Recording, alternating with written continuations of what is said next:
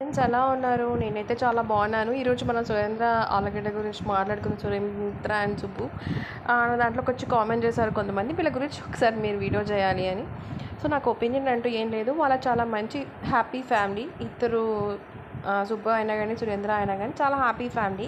కానీ మనం రాజు ఆలగడ్డతో సురేంద్రని పోల్చడానికి అయితే లేదు. ఎందుకంటే రాజు ఆలగడ్డ ఎలాగా అంటే ప్రజలతో అంటే సబ్స్క్రైబర్స్తో చాలా క్లోజ్గా ఉంటాడు అనమాట. సురేంద్ర అలా కాదు. సో సురేంద్ర ఎలా అంటే అంత రిలేషన్షిప్స్ ఏం మెయింటైన్ చేయడు. ఎంతసేపు వాళ్ళ ఫ్యామిలీ, తను వాళ్ళ వైఫ్ అలాగే ఉంటాడనమాట. సో దానివల్ల కూడా తనకి ఎవరు హెల్ప్ చేయడానికి అయితే ముందుకు రారు ఖచ్చితంగా. ఇదే వీడియోని రాజు ఆలగడ్డ పెట్టుంటే అయితే ఖచ్చితంగా హెల్ప్ చేసేవాళ్ళు. నాకు ఇలా ప్రాబ్లమ్స్ ఉన్నాయని చెప్పి కూడా. మళ్ళీ మీరు కొంతమంది అడుగుతున్నారు రాజు ఎందుకు హెల్ప్ చేయట్లేదు అని. కానీ నేను ఒకటి అడగాలనుకుంటున్నాను, రాజు ఎందుకు హెల్ప్ చేయాలి, అసలు ఎందుకు హెల్ప్ చేయాలి రాజు అని చెప్పేసి నేను అడుగుతున్నా. ఎందుకంటే ఒక ఫ్యామిలీ ఇప్పుడు సపోజ్ అన్నదమ్ముళ్ళు అనుకోండి, అన్నదమ్ముళ్ళు కానివ్వండి ఎవరైనా కానివ్వండి ఎంత చేయాలో అంత చేస్తారు. కానీ మితిమీరిన సహాయం అయితే ఎవరు చేయరు.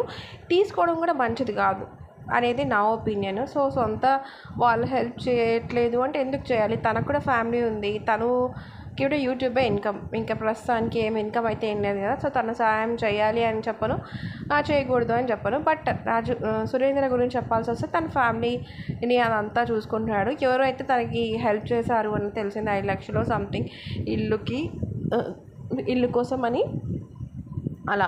కానీ ఒక్కటే ఏంటంటే వీళ్ళు చేసే మిస్టేక్ ఏంటంటే ఇప్పుడు రాజు గురించి మాట్లాడుకున్నట్టయితే తన స్టాక్ మార్కెట్ సంథింగ్ ఎక్కడి నుంచో ఇన్కమ్ వస్తుంది. తను ఇప్పుడు చెప్పాలంటే రాజుకు కూడా ఏం ఇన్కమ్ లేదు. ఏమంటారు వీడియోస్ నుంచి కానీ యూట్యూబ్ నుంచి కానీ. సురేంద్ర వాళ్ళు ఏంటంటే యూట్యూబ్నే ఇన్కమ్గా ఎంచుకుంటున్నారు. కానీ వాళ్ళు సపరేట్గా ఏ పని చేయట్లేదు. అది కూడా చాలా పెద్ద మిస్టేక్. దానివల్ల కూడా ఫినాన్షియల్ ప్రాబ్లమ్స్ అనేవి ఖచ్చితంగా వచ్చాయి. లేదు మేము చేసాం, మేము పొలాలు పెట్టుకుంటున్నాము అంటే నేనైతే 100% నమ్మను. ఏంటంటే వాళ్ళు ఎట్లా చేస్తున్నారంటే సబ్స్క్రైబర్స్ మీన్స్ యూట్యూబ్ నుంచి వచ్చే డబ్బులతోనే మనం బ్రతకాలి అని చెప్పేసి అనుకోవడం అనేది చాలా చాలా తప్పు. ఎందుకంటే ఇప్పుడున్న సిచ్యువేషన్స్లో ఎవరైనా ఇన్కమ్ అంటే ఇప్పుడు నార్మల్గా వాళ్ళ ఛానల్ డెవలప్ పోవడానికి రీజన్ ఏంటంటే చెప్తానేనండి. కంపేర్ చేసుకుందాం మన రాజుతో అసలు తన సురేంద్రని కంపేర్ చేసుకోవాల్సిన అవసరం కూడా లేదు చెప్పాలి అంటే. ఎందుకంటే రాజు చాలా తెలుసు మనకి, చాలా పెద్ద సెలబ్రిటీ అంటే సెలబ్రిటీ అన్నట్టే కదా, కొంచెం ఫేమస్ అయ్యాడు ఒక టైంలో. సో కానీ తనకి కొంచెం బ్యాడ్ అయినా ఇప్పుడు సరే ఒక ఒపీనియన్లో అయితే ఉంది. కానీ సురేంద్ర ఏంటంటే జనాలతో కలవడం అలా ఉండదు. తన కామెంట్స్లో కూడా కొన్నిసార్లు జనాలతో ఫైట్ చేయడం, సబ్స్క్రైబర్స్ని ఏమైనా అనడం ఇలాంటివి చేస్తూ ఉంటాడు అనమాట. తను నెగిటివ్ని తీసుకోడు. రాజు వాళ్ళకి డైలాగ్ అంటే ఎవరైనా నెగిటివ్గా మాట్లాడినా అది కామెడీగా తీసేసుకుంటాడు. కొన్నిసార్లు సీరియస్ అవుతాడు, కానీ అది సిచ్యువేషన్ని బట్టి ఉంటుంది. కానీ సురేంద్ర అలాగా దానివల్ల తన ఛానల్ గ్రో అవ్వడం అయితే జరగలేదు. మెయిన్గా ఏంటంటే ఒక ఛానల్ పెట్టుకున్నవాడు ఎలా ఉండాలి అంటే రాజులానే ఉండాలి. రాజుని పొగుడుతున్నాను మీరు అనుకోకండి, నిజంగా చెప్తున్నాను. ఎందుకంటే తను అట్లీస్ట్ సబ్స్క్రైబర్స్ని కామెంట్ చేయడం, కామెడీగా మాట్లాడడం ఇవన్నీ చేస్తుంటాడు కాబట్టి తనలా ఉండాలన్నమాట.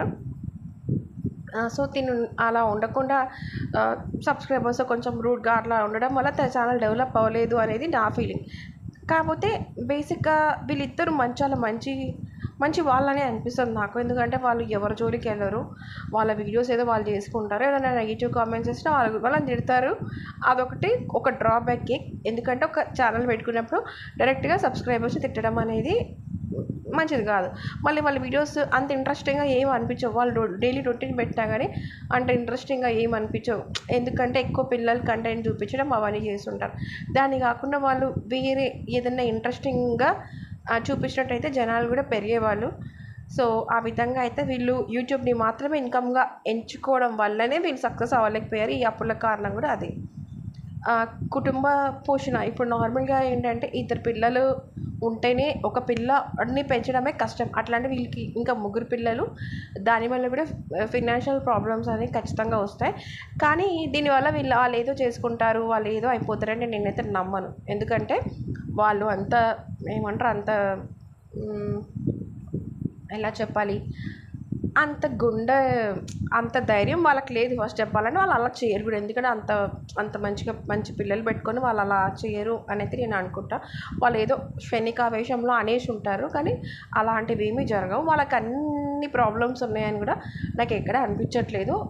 ఎందుకంటే ఒకవేళ అన్ని ప్రాబ్లమ్స్ ఉంటే ఖచ్చితంగా రాజు హెల్ప్ చేస్తాడు అని నాకు అనిపిస్తుంది. ఎందుకంటే అన్ని ప్రాబ్లమ్స్ లేవేమో, అందుకే ఇతను పెద్ద రియాక్ట్ ఇవ్వట్లేదేమో అని చెప్పేసి నాకు అనిపిస్తుంది అనమాట.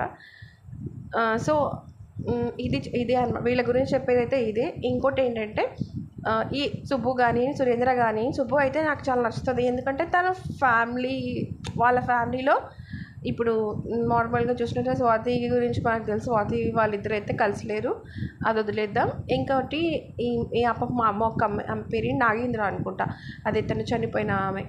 నాకు బాధ అనిపించింది అనమాట. తను క్షణికావేశంలో తను కూడా డబ్బుల కోసమో అప్పుల కోసమో అలా క్షణికావేశంలో తీసుకునే డెసిషన్ వల్ల ఒక చిన్న పాప అయితే సఫర్ అవుతుంది, ఆబ్వియస్గా సఫర్ అవుతుంది. అవి చూశాక కూడా వాళ్ళు అలాంటి అంటే ఆ పాప సఫర్ అయినప్పుడు సుబ్బు చూసుకున్న విధానం నాకు చాలా మంచిగా అనిపించింది అనమాట. సో ఇప్పుడు ఒక లైఫ్ని చూసినాక మళ్ళీ మనం ఆ డెసిషన్ తీసుకోవడం అనేది జరగదు ఆబ్వియస్గా. ఎందుకంటే ఆ పాప సఫర్ అయినట్టు వీళ్ళ పిల్లలు కూడా సఫర్ అవుతారు నెక్స్ట్ వీళ్ళు ఏమైనా డెసిషన్ తీసుకున్నా కానీ. అలా చేసుకోరు అని అయితే నేను అనుకుంటున్నాను.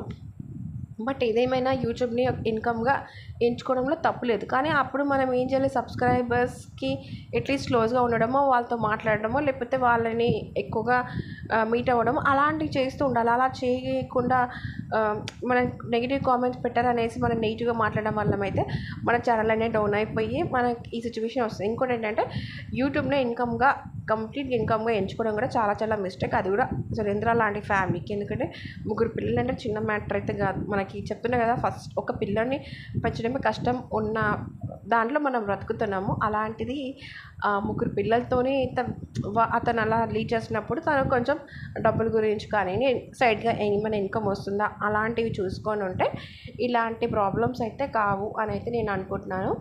సో ఇదే అనమాట. వాళ్ళు ఎవరి దగ్గర నుంచి అప్పులు తీసుకున్నారనేది కొన్ని అయితే వినిపిస్తున్నా, బట్ అది నాకు తెలియదు. దాని గురించి నేను మాట్లాడాలని కూడా అనుకోవట్లేదు.